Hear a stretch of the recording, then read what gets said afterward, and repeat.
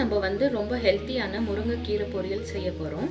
இதுக்கு முதல்ல ஒரு கடாய் வச்சுன்னு அதில் ஒரு 2 டேபிள் ஸ்பூன் அளவுக்கு எண்ணெய் விட்டுக்கலாம். கொஞ்சமாக கடுகு சேர்த்துக்கலாம்.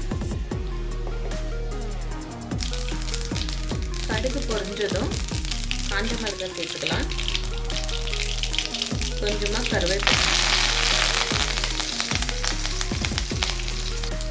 நான் வந்து இங்கே ஒரு 2 பூண்டு நல்லா பொடியாக கட் பண்ணி வச்சுருக்கேன். அதே இதில் சேர்த்துன்னு நல்லா ஃப்ரை பண்ணிக்கலாம்.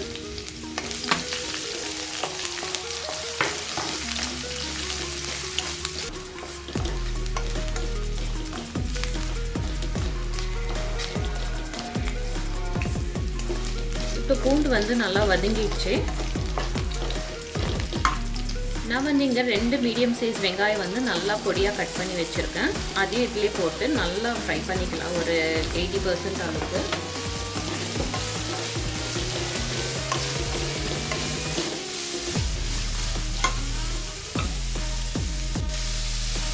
இப்போ வெங்காயமும் பூண்டும் நல்லா வதங்கிடுச்சு. இந்த ஸ்டேஜில் நான் நல்லா வாஷ் பண்ணி வச்சுருக்கிறேன் முருங்கைக்கீரை சேர்த்துக்கலாம். இதே மாதிரி நல்லா வதக்கிக்கலாம்.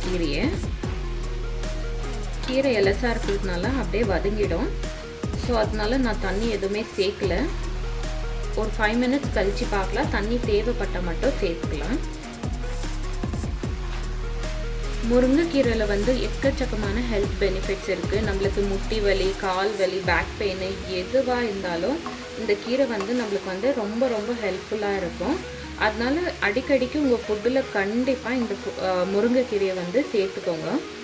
கீரை வந்து ஆல்மோஸ்ட் குக் ஆகிடுச்சு. இன்னொரு 3 மினிட்ஸ் குக் ஆனால் போதும். இப்போ கீரை வேகிற இதே டைமில் நான் ஏற்கனவே வறுத்து வச்சுருக்கிற வேர்க்கடலை வந்து இந்த கப்பில் ஒரு பாதி கப் எடுத்துன்னு இருக்கேன். கூடவே ஒரு 5 காஞ்ச மிளகாய் எடுத்துன்னு இருக்கேன். இது ரெண்டுமே மிக்சியில் போட்டு லைட்டாக ஒரு 50 to 60% இது வந்து குறையாக அரைச்சிக்க போகிறேன். இப்போ கீரை வந்து நல்லா வெந்துருச்சு. கீரைக்கு தேவையான உப்பு சேர்த்துக்கலாம்.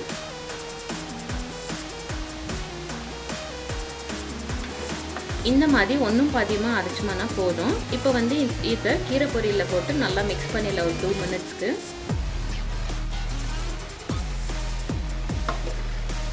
கீரை பொரியலில் வேர்க்கடலை சேர்த்து செய்யும் போது ரொம்ப ரொம்ப டேஸ்டியாக இருக்கும்.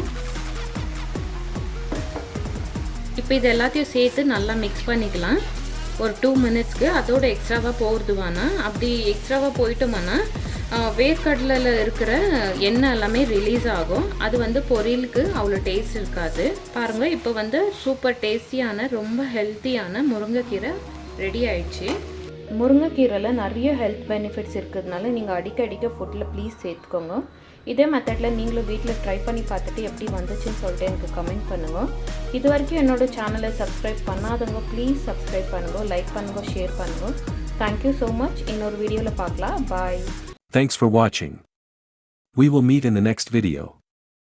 Please like, share and subscribe.